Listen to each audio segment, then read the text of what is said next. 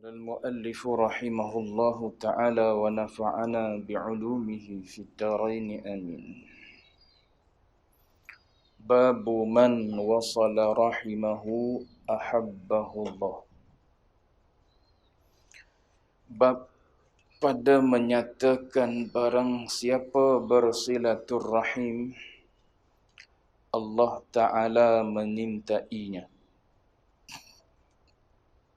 Tuan-tuan muslimin, muslimat sedang jemaah yang dirahmati Allah sekalian, alhamdulillah, pertama dan selama-lamanya kita panjatkan puji syukur pada Allah.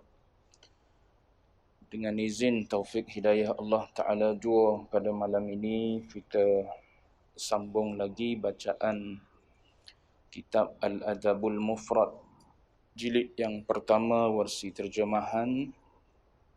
Kita berada pada bab yang ke-29. Dalam pertemuan yang lepas, bab yang ke-28, iaitu menyatakan menghubungkan silaturrahim, menambahkan umur. Itu di antara salah satu kelebihan yang Allah Ta'ala sediakan kepada orang yang menghubungkan silaturrahim. Dan tambah pada umur ni, tak ada orang yang tak nak. Dipanjangkan usia, tak ada orang yang tak nak. Semua orang nak. Kalau tanya yang duduk dalam surau ni pun nak panjang umur, apatah lagi yang tak duduk dalam surau. Kita yang mengaji, duk baca Quran, duk baca hadis, cerita tentang syurga. Orang tanya nak mati cepat ke nak mati lambat? Nak mati lambat. Jadi, di antara jalan untuk menambah umur, cuma tambah umur ni saya sebut dah dalam pertemuan yang lepas. Satu pendapat ulama kata tambah umur bukan tambah hakiki. Tambah situ maknanya barakah pada umur, keberkatan pada umur. So macam mana keberkatan pada umur? Allah Ta'ala boleh buat macam mana? Dia boleh taufikkan kita supaya melakukan taat. Jadi setiap inci usia hidup kita duduk dalam melakukan ibadat dan taat pada Allah Ta'ala. Contoh, kalau Allah Ta'ala bagi kepada kita saban tahun beribadat di malam Lailatul Qadar. Bayangkan, dengan usia kita yang pendek, tapi ibadat di malam Lailatul Qadar bersamaan dengan 1000 bulan. Itu kalau Allah Ta'ala nak memanjangkan usia kita, tapi dengan makna kinayah, bukan dengan makna hakiki. Maka Allah Ta'ala taufikkan kita beribadat, mengejar pahala, cari pahala yang berganda. Semayang berjemaah, tak semayang seorang diri. Sebab apa? Pahala beza. 25, 27 kita semayang berjemaah, Allah Ta'ala taufik untuk berkatkan umur kita yang tak panjang umur kita. 63, 70, 80, begitu jelah usia umat akhir zaman. Begitu juga kata ulama, boleh juga Allah Ta'ala berkati umur seseorang itu atas jalan kinayah, melalui cara macam mana Allah Ta'ala kurniakan dia ilmu, dan ilmu itu diambil manfaat oleh orang. So banyaklah ulama-ulama kita dulu. Al-Imam Nawawi usia 40-an saja, tapi kitab yang dia karang, yang dia tulis, umpama usia dia lebih daripada 40-an. Sampakah hari ni orang duk baca kitab dia, orang duk sebut nama dia, qala Al-Imam Nawawi. So umpama dia masih hidup lagi, walaupun dia dah meninggal dah. Jadi kita, andai Allah Ta'ala memberkati umur yang diberi pada kita, melalui apa? Melalui hubung silaturrahim. Melalui hubung silaturahim. So antaranya ialah Allah Ta'ala kurniakan pada kita ilmu, dan ilmu itu memberi manfaat kepada orang lain lagi. Anak kita boleh tumpang ilmu kita, siapa jiran tetangga, sahabat handai, jemaah di sekeliling kita boleh tumpang ilmu kita. Maka walaupun kita dah meninggal, tapi umpama si fulan tersebut masih hidup lagi. Sebab apa? Orang duk beramal ni dulu, fulan bin fulan ni lah ajar kita dulu. Fulan bin fulan ni lah ajak kita dulu pergi situ sini tempat beribadat pada Allah. Jadi kita dah meninggal dah, tapi orang ambil manfaat so pahala duk sampai pada kita. Begitu juga kata ulama melalui sedekah jariah. Jadi Allah Ta'ala nak berkati umur orang yang menghubung silaturahim ni, Allah Ta'ala buat macam mana? Allah Ta'ala campurkan dalam hati fulan bin fulan ni suka infak jariah. Tengok orang nak buat surau, dia tumpang sikit RM10, RM20, RM50, RM100.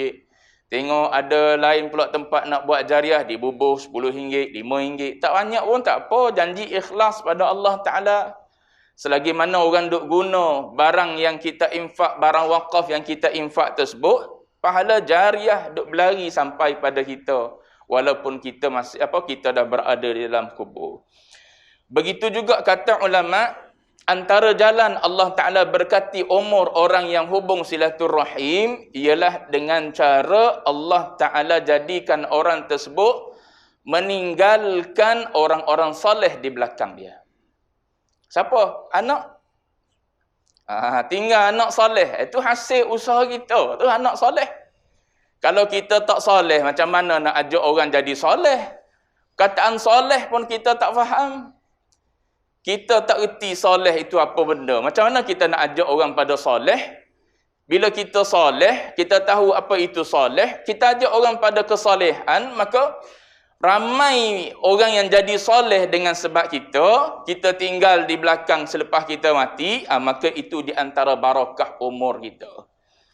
Tu beberapa perkara yang ulama sebutlah. Bila mana Allah Ta'ala berkati umur seseorang melalui jalan kita hubung silaturahim, maka itu di antara beberapa poin yang ulama sebut cara Allah Ta'ala buat. Ada juga yang ulama sebut panjang dengan makna panjang hakiki. Panjang hakiki maknanya Allah Ta'ala tambah di dalam ilmu malaikat. Bukan tambah dalam ilmu dia ataupun ubah dalam ilmu dia, dah. Dalam ilmu dia tetap dah. Itu qada' mu'allaq, kita panggil qada' mubram, yang ada di sisi Allah Ta'ala, keputusan Allah Ta'ala putus dah. Jaffatis suhuf, rufi'al qalam wa jaffatis suhuf. Pen dah diangkat, qalam dah diangkat dah, berhenti dah menulis. Suhuf pun dah kering dah. Maknanya tak berubah lagi dah. Yang ada di sisi Allah Ta'ala. Habis itu yang diubah hakikinya, diubah hakiki dalam ilmu malaikat. Di sisi Allah Ta'ala adalah umur fulan bin fulan yang hubung silaturahim 100 tahun. Yang tak hubung silaturahim 60 tahun. Dalam ilmu Allah Ta'ala tahu dah fulan bin fulan ni akan hubung silaturahim. Di ilmu malaikat yang ada yang mereka tahu ialah 60 tahun. Bila sampai 60 tahun tak ada arahan daripada Allah Ta'ala suruh cabut nyawa si fulan bin si fulan. Sebab dalam ilmu Allah Ta'ala orang ni Allah Ta'ala jadikan dia hubung silaturahim. Maka Allah Ta'ala tambah daripada 60, tambah lagi 40 tahun jadi 100 tahun. Malaikat hanya tunggu je perintah daripada Allah Ta'ala. Jadi barulah mereka tahu yang ada di sisi para malaikat yang Allah Ta'ala boleh ubah, boleh tetapkan. Itu yang ulama sebut dalam ayat Quran apa kata? Yamhullahu ma yasha'u wa yuthbit. Yamhullah maknanya Allah Ta'ala bebas nak padam ataupun nak tetapkan. Nak tetapkan 60 boleh, nak padam balik yang 60 yang ada dalam ilmu malaikat tu, nak ganti dengan 100 boleh. Yang tu yang ada di dalam ilmu para malaikat. Yang ni kita panggil qada' mu'allaq. Ketentuan yang dikait dengan sesuatu. Kait dengan apa? Kait dengan apa? Dengan hubung silaturahim. Lepas tu kelebihan silaturahim ni, hubung silaturahim bukan lebih pada umur saja. Yang dalam hadis kita duk baca ni rezeki lapang. Dalam hadis lain lagi ada hadis yang Nabi sebut ialah bila orang tu hubung silaturrahim yadfa'u anhu mitatassu. Orang yang hubung silaturrahim akan ditolak daripadanya ialah mati jahat. Su'ul khatimah. Tak akan mati su'ul khatimah. Tu Nabi sebut dalam hadis dia. Orang yang hubung silaturrahim tak akan mati dalam keadaan su'ul khatimah. Banyak lagi kelebihan-kelebihan yang dinyatakan oleh baginda Nabi. So jalannya ialah melalui jalan hubung silaturrahim. Yang tu kita dah lihat dah dalam pertemuan yang lepas. Tu banyak kelebihan-kelebihan dia. Bukan setakat panjang umur, rezekinya luas, kemudian apa? Kemudian saya sebutkan yang terbaru, iaitu Nabi sebut akan ditolak ataupun dijauhkan seseorang itu mati dalam keadaan jahat. Baik. Pada malam ini, hubung silaturrahim boleh dapat cinta dan kasih daripada Allah Ta'ala. Dua hadis yang sama, lebih kurang. Haddatsana Muhammad bin Katsir qala akhbarana Sufyan an Abi Ishaq an Maghra' an Ibn Umar radhiyallahu anhuma qala man ittaqa rabbah wa wasala rahimah nussi'a fi ajalihi wa thara maluhu wa ahabbahu ahluh. Daripada Ibnu Umar radhiyallahu anhuma, beliau telah berkata, barang siapa yang bertakwa kepada Tuhannya dan menyambung silaturrahim, akan dipanjangkan umurnya, dibanyakkan hartanya, dan dicintai oleh ahlinya, yakni kaum keluarganya. Tengok satu lagi hadis bawah, lebih kurang sama. Haddatsana Abu Nu'aim qala haddatsana Yunus bin Abi Ishaq qala haddatsani Maghra'u Abu Mukhariq huwa al-'Abdi qala Ibn Umar radhiyallahu anhuma man ittaqa rabbahu wa wasala rahimah unsi'a lahu fi 'umrihi wa thara maluhu wa ahabbahu ahluh. Daripada Ibnu Umar radhiyallahu anhuma, barang siapa yang bertakwa kepada Tuhannya dan menyambung silaturrahim, akan dipanjangkan umurnya, dibanyakkan hartanya, dan dicintai oleh ahlinya, yakni kaum keluarganya. Ini kelebihan yang lain yang dinyatakan oleh Nabi kepada orang yang menghubungkan silaturrahim. Baik. Nabi kata manittaqa rabbah. Manittaqa rabbahu, sesiapa yang bertakwa kepada Tuhan. Sebab dia bertakwa lah, maka dia akan jadi orang yang hubung silaturrahim. Kalau dia tak bertakwa, dia tak endah pun dengan silaturrahim ni. Dia buat dek ya. Dia tak ambil peduli pun. Kadang-kadang orang yang dekat dengan dia, siapa? Anak bini dia tak selesa hidup dengan dia. Padahal anak dia nyata-nyata tu rahim dia. Daripada benih dia, daripada rahim bini dia. Anak duduk dalam rumah, bini duduk dalam rumah, tak selesa. Kalau anak duduk dalam rumah, tak aman dengan kita, bini duduk dalam rumah, tak aman dengan kita, tuan-tuan nak suruh dia cari aman di mana lagi? Kalau anak dengan bini tak dapat kasih sayang daripada suami, dia nak dapat kasih sayang daripada siapa lagi? Cuba bagi tahu jawapan dia. Sehingga duk berlaku rumah tangga bergolak, itu begini, bergaduh, itu ini dan sebagainya ni sebab apa? Sehingga bini kena cari ketenangan di luar rumah. Anak pun tak seronok duduk dalam rumah. Nak suruh dia cari keamanan dan kedamaian daripada siapa? Nak suruh dia cari di luar. Kalau dia cari di luar, kita pun tahu tak selamat. Nak suruh bini pergi cari keamanan dengan lelaki lain, kita sendiri pun tak suka. Lepas tu nak suruh dia cari di mana? Ni saya ingat Syekh pernah sebut. Kenapa jadi macam ni? Suami jadi macam ni, berasa kita lebih sangat daripada orang lain ni. Siapa tahap kadang-kadang. Semua benda orang buat tak betul. Jadi panah baran dengan anak, dengan bini. Pukul anak, pukul bini. Habis tu bini nak cari keamanan dengan siapa lagi? Lepas kahwin tak nampak kebaikan. Sebelum kahwin nampak banyak kebaikan. Pelik lah. Tak kepelik tu. Sebelum kahwin dia tak ada bagi apa-apa pada kita. Lepas kahwin dia bagi diri dia pada kita. Dia bagi khidmat dia pada kita. Tiba-tiba tak ada kebaikan dia pada kita. Tak kepelik tu. Hawa nafsu semua tu. Sebab tu kalau tak boleh jaga dengan baik, lepas dengan elok. Tu agama bagi jalan pada kita. Tak boleh jaga dengan baik, sebagaimana ayah dan mak dia bagi kasih sayang. Tak pernah sentuh dan jentik, lepas dia dengan baik. Lain macam ustaz punya petua malam ni. Itulah petua sebenar yang agama bagi. Bukan suruh duduk dalam rumah tangga bergaduh sehari-hari. Bukan dah duduk dalam rumah tangga bini duduk dalam keadaan takut nak buat sesuatu. Anak pun duduk dalam keadaan beringat nak buat sesuatu. Sebab apa? Benda kecil jadi isu besar.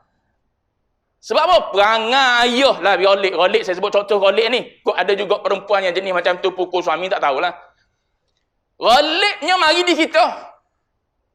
So kalau kita tak boleh bagi sebagaimana ayah dia bagi, hantar balik secara cantik, secara molek.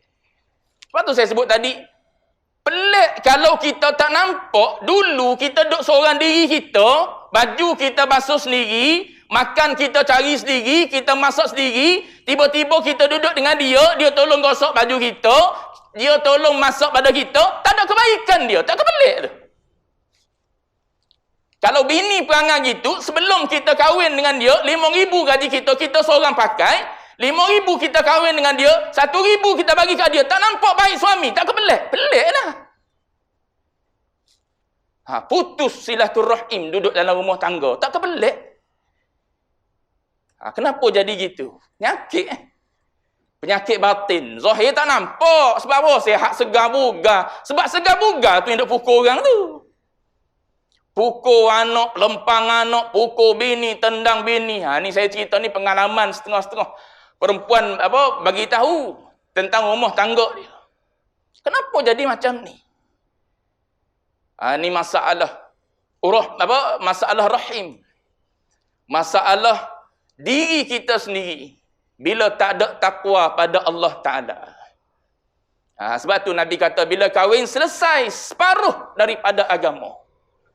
Patutnya bila kita kahwin kita nampak kebaikan demi kebaikan yang ada pada orang ni. Lepas tu kalau tak ada kebaikan pun kenapa tak ajar? Itu jalan pahala.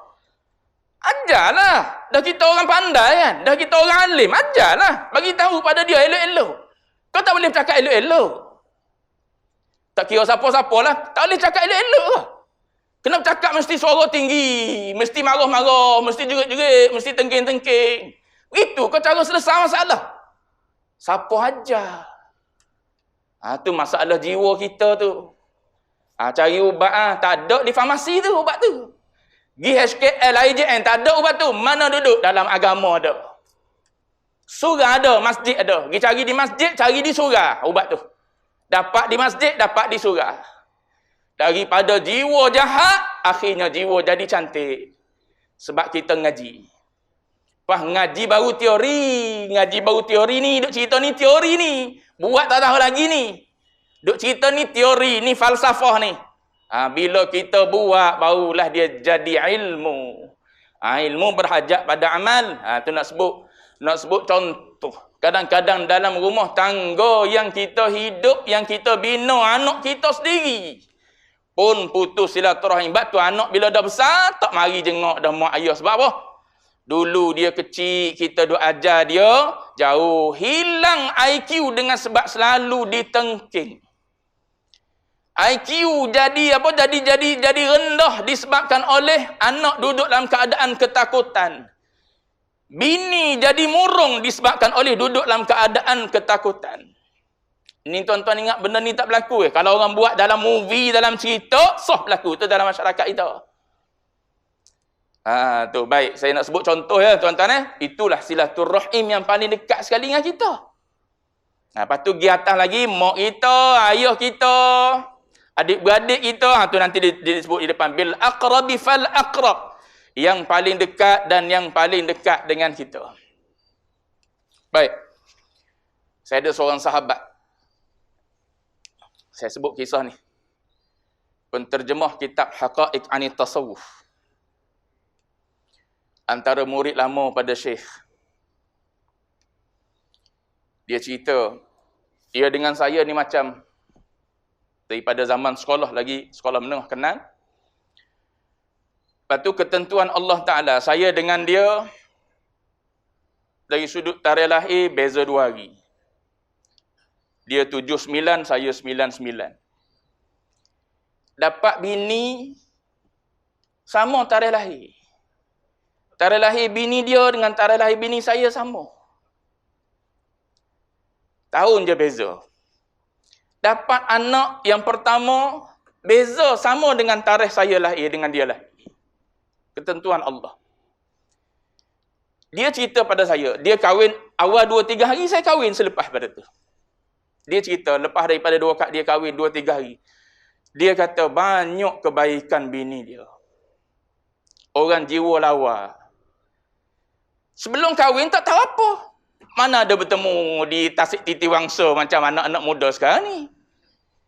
Bertemu dulu, bermutaaruf dulu. Masa tu baik, cantik, baik, cantik, baik, cantik. Bini apa? Orang nasihat pun tak dengar dah masa tu. Tidak ni.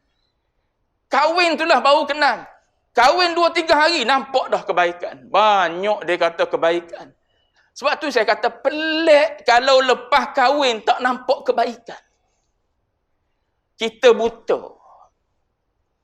Orang dah berkhidmat pada kita. Tolong masak untuk kita dulu nak kena pergi cari.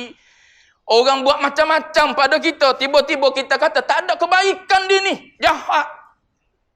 Tak kepelik tu perangai kita. Tu yang punah rumah tangga perceraian. Kalau tuan-tuan tengok statistik. Tuan-tuan tengok statistik menggerunkan perceraian di Malaysia ni. Cuma saya tak bawa statistik tu. Cuma kalau kita tengok statistik perceraian yang berlaku di kalangan umat Islam, terutamanya orang muda, jawab dia, dalam masa 1 minit tu ada 1 perceraian. Apa punca jiwa? Masalah jiwa ya sebenarnya. Baik. Mana tadi? Cerita bab rahim. Jadi Nabi kata manittaqa rabbah, siapa-siapa yang bertakwa pada Allah. Maknanya kalau tak ada takwa, dia tak akan hubung silaturrahim. Bergaduh. Bila tak hubung silaturrahim, lawan dia putus silaturrahim. Manittaqa rabbahu. Apa makna takwa ni? Takwa ni ulama bagi definisi banyak. Antaranya ulama kata takwa ni orang yang jaga diri dia daripada segala perkara yang memudaratkan dia di akhirat. Atau orang yang ada takwa dalam diri. Apa perkara yang boleh memudaratkan kita di akhirat, kita beringat dan jaga. Tu orang yang ada takwa dalam diri. Kalau kita main sapu je, tu tidak orang bertakwa lagi. Orang takwa ni maknanya orang beringat. Tu yang kata Sayyidina Umar tu, orang takwa tu berjalan di atas jalan yang ada apa? Duri-duri. So dia berjalan macam mana atas dunia ni? Beringat. Beringat setiap masa. Ini boleh buat ke tak boleh buat ni? Yang ni halal ke tak halal ni? Ada seorang lecturer. Bini saya cerita. Ada seorang lecturer di Fakulti Alam Bina. Universiti Malaya. Perempuan. Watak zahir dia pun nampaklah kesalehan dia. Dia kata, Prof ni dia tak. Bila kita bagi marker pen dengan pen, dia tanya, ini yang fakulti punya ke yang hadiah untuk digunakan oleh oleh pensyarah. Dia kata ini fakulti punya. So kalau yang fakulti punya, dia kata simpanlah, saya takut nanti saya terguna untuk peribadi.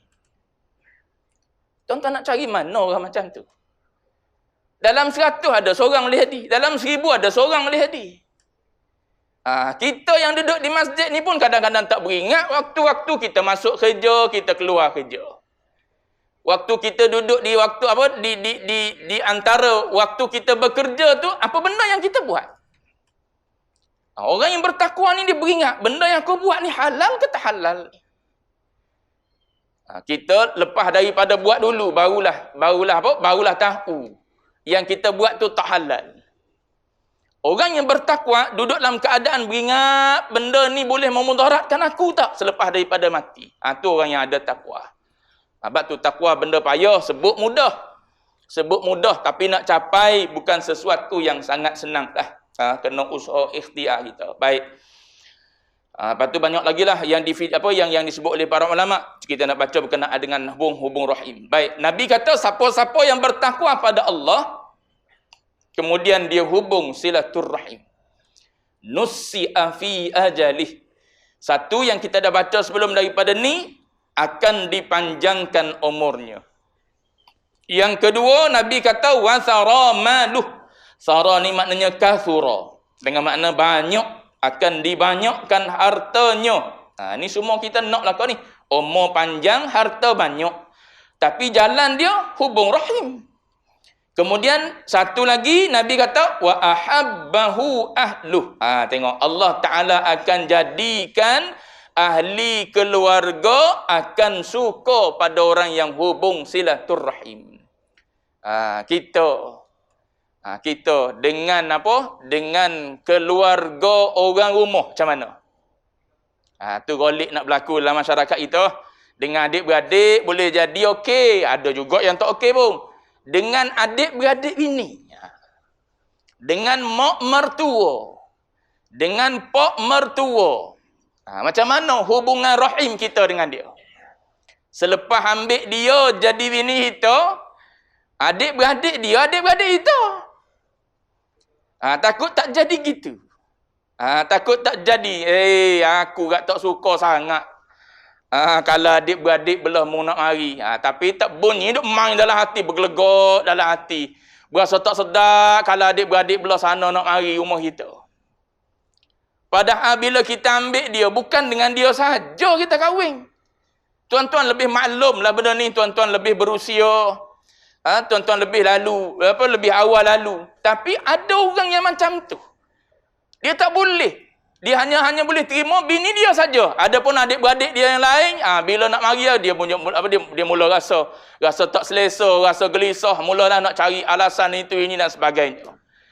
Padahal abang bini, abang dia lah. Adik bini, adik dia. Tapi tak jadi gitu. Tu Allah Taala sebut, bila kita hubung silaturrahim, apa akan berlaku? Antaranya Allah Taala akan campur dalam hati orang-orang ni, akan jadi kasih pada kita. Sebab cinta ni bukan kita boleh paksa. Cinta ni bukan kita boleh ikhtiar dengan diri kita saja orang boleh jatuh cinta pada kita. Tak. Cinta ni benda yang dicampur oleh Allah Taala dalam hati. So bila kita hubung silaturrahim, salah satu yang Nabi sebut ialah orang akan jadi kasih pada kita. Orang yang hubung silaturrahim ni maknanya orang yang baik. Sebab tu bila orang yang baik, Allah Taala sukakan kebaikan. Bila Allah Taala sukakan kebaikan, Allah Taala akan bagi tahu kepada malaikat dia, beritahu kepada hamba-hamba dia, ini orang baik. Aku kasih pada fulan bin fulan, maka kasihilah fulan bin fulan. Sebab tu orang rasa suka duduk dengan fulan bin fulan. Orang rasa suka duduk dengan orang ni dan sebagainya. Kenapa rasa tak suka duduk dengan orang ni? Ada tu masalah-masalah diri kita sendiri. Jadi kalau dengan adik-beradik, dengan kaum kerabat kita, salah satu daripadanya bila kita hubung silaturahim, ahabbahu ahluhu. Kita akan jadi orang yang dikasihi oleh kaum keluarga. Orang senang dengan kita. Gi ke mana pun, orang suka pada kita. Kalau tidak, orang tengok muka kita pun serabut lah. Kita pergi pun orang tengok serabut. Sebab apa? Dia ni memutuskan hubungan silaturrahim. Asalnya kita ambil anak dia, tiba-tiba kita putuskan hubungan dia dengan mak dia. Hubungan dia dengan ayah dia, hubungan dia dengan adik-beradik dia. Benda haram kita buat tu. Jangan duk gunalah ayat aku suamimu taat pada aku, jangan duk guna. Sebab apa? Sebab kita mengajar putus silaturrahim. Kan ria dengan mak dia tu ada hubungan rahim. Dia dengan ayah dia kan ada hubungan rahim. Dia dengan abang dia, dengan kakak dia, dengan adik dia, dengan siapa yang ada rahim dengan dia. Itu ada hubungan rahim tu. Kenapa kita ajar putus silaturrahim antara dia dengan anak beranak dia ya? Bang, saya nak minta izin nak balik ziarah mak uzur. Tak payah balik. Bukan syurga duduk bawah, tak apa kaki makmu pun. Duduk ngaku. Tu suami tak erti gitu ayat dia. Tu jalan syurga kita juga. Bila kita suruh, patutnya tak perlu dia minta, kita show. Mak awak ni nampak semakin uzur dah ni. Awak hujung-hujung minggu balik lah. Kalau ada free balik lah.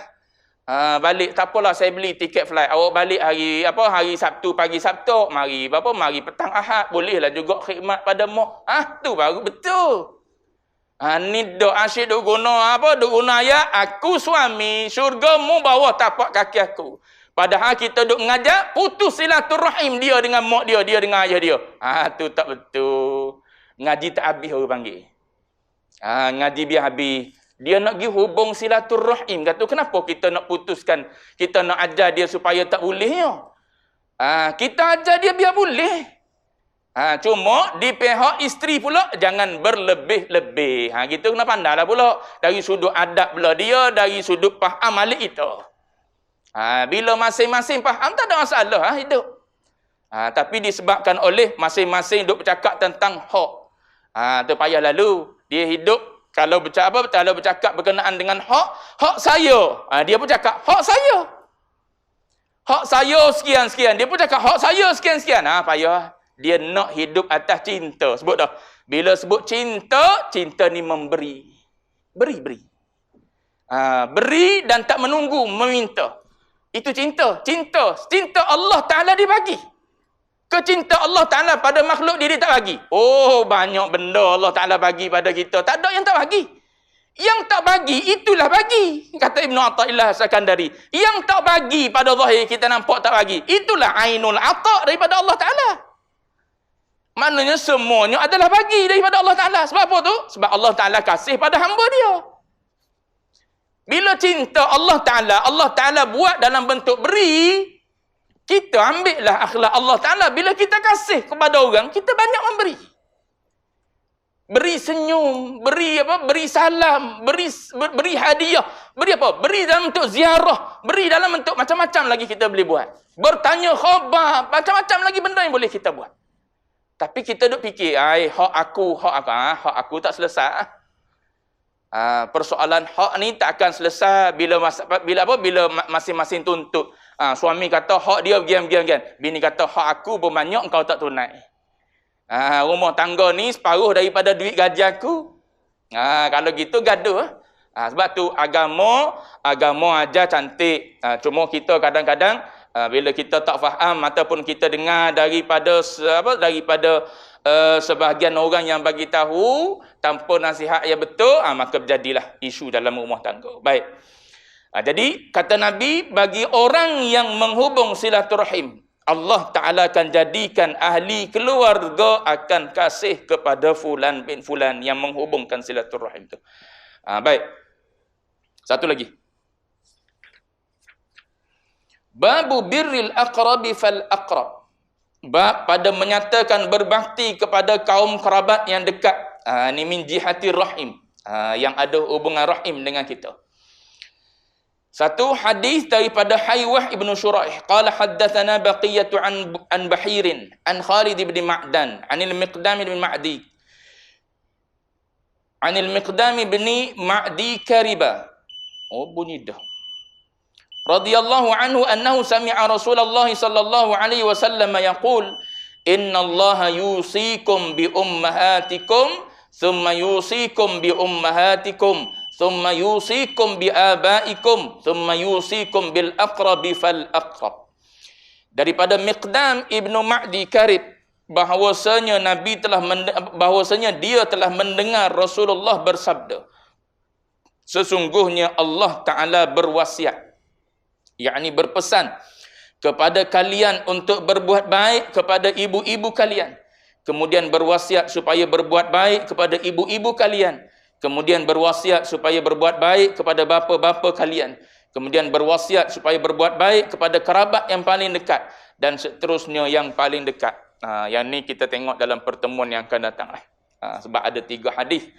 Kalau baca, tak sempat juga habis. Jadi akan datang insya-Allah sekali lagi sebelum Ramadan rasanya sempat. Kita baca bab berbuat baik kepada kaum kerabat yang terdekat. Akan datang insya-Allah. Wallahu a'lam wa ilmuhul atam.